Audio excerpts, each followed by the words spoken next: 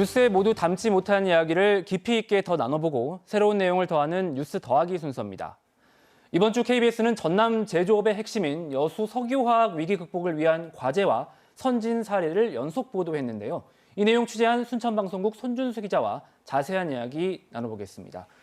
자, 손 기자, 첫 번째 키워드로 마이너스 1,000억 원이라고 준비를 하셨어요. 이게 어떤 의미입니까? 네, 1,000억 원 하면은 엄청 큰 돈으로 다가올 겁니다. 이 1,000억 원은 지난해 여수시가 지방세 수입액이 전년 대비 1,000억 원이 줄었다는 뜻입니다.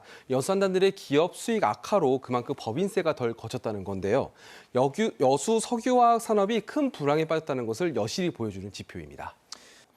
네, 석유화학 산업이 경기에 민감하지 않습니까? 그동안 호황 불황이 반복됐는데 이번 불황은 단순한 어떤 주기의 문제가 아니다 이렇게 판단이 되고 있는 거죠. 네, 그동안 이제 원유 등 원자재 가격에 따른 그 경기 흐름에 따라서 이제 불황이었다면 현재는 구조적 위기에 놓여 있습니다. 중국에 이어서 원유만 생산하던 중동까지 석유화학 산업에 뛰어들면서 국내 기업들의 원가 경쟁력이 크게 밀릴 수밖에 없는데요. 또 그동안 범용 제품인 이 에틸렌을 저가에 생산해 수출하는 사업 구조에 집중했었습니다. 국내 업체의 기술력도 이제 다른 경쟁국에 비해서 크게 앞서고 있다고 장담할 수도 없는 상황입니다. 그래서 여수 산단의 불황이 장기화되는 것이 아니냐는 우려가 나오고 있습니다.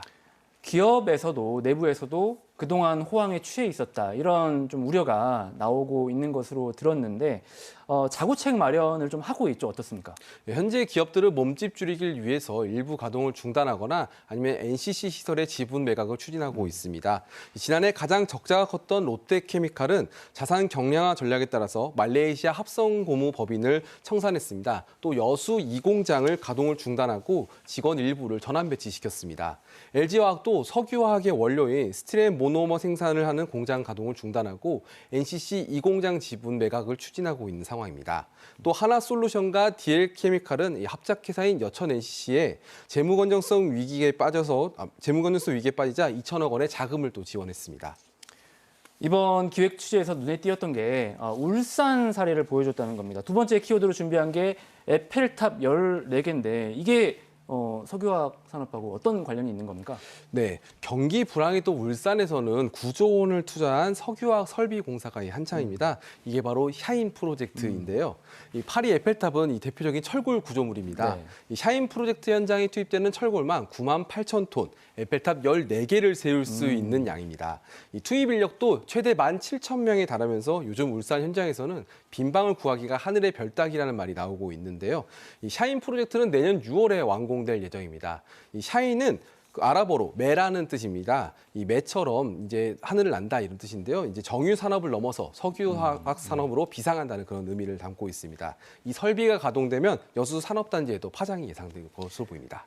여수 산단까지 영향을 받는다는 것은 국내 경쟁도 좀 심화될 것이다 이런 의미로 해석이 되는데 현지에서 눈에 띄는 점들이 어떤 게 있었습니까? 일단 생산량입니다. 샤인 프로젝트에서 생산되는 연간 에틸렌 양은 180만 톤입니다. 여수 산단의 3분의 1 수준인데요. 또 거기에 가장 주목할 점은 이 세계 최초의 상용화 기술인 TC2C 기술입니다. 원유에서 석유화학 제품을 바로 생산하는 건데 생산 단계를 하나 줄이면서 그만큼 원가를 절감할 수 있고 또 경기에 따라서 정유 공장으로 전환해 사용할 수 있습니다. NCC 중심의 여수 산단 기업들의 생산 기술 경쟁력에 크게 위협을 받을 것으로 보입니다. 다음 키워드로 넘어가 보겠습니다. 다음으로 준비한 키워드가 프로젝트 매니저. 이게 뭐 어떤 기업의 특정한 직책을 말하는 것 같은데 어떤 의미죠?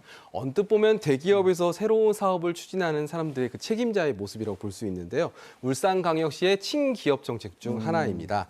공무원이 투자 기업에 상주를 하면서 각종 인허가 신청과 처리를 도와주고 또 기업의 민원을 접수한 뒤에 규제 완화를 정부에 건의하고 있는데요.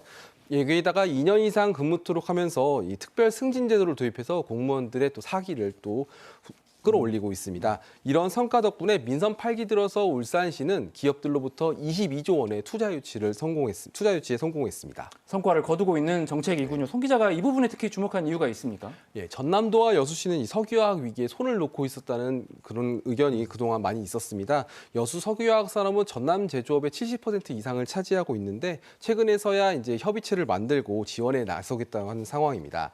이 전남도가 석유화학 위기 극복 추진단 협력팀단을 구성했지만 관련 직원들이 관련 분야에 경험이 전혀 없는 상황이고요. 또 여수시의 경우 정기면 여수시장이 신년사에서 산업위기 선제 대응 지역 지정을 위해서 적극적으로 건의하겠다고 했지만 광역단체의 권한이라는 이유로 뚜렷한 활동도 없는 상황입니다.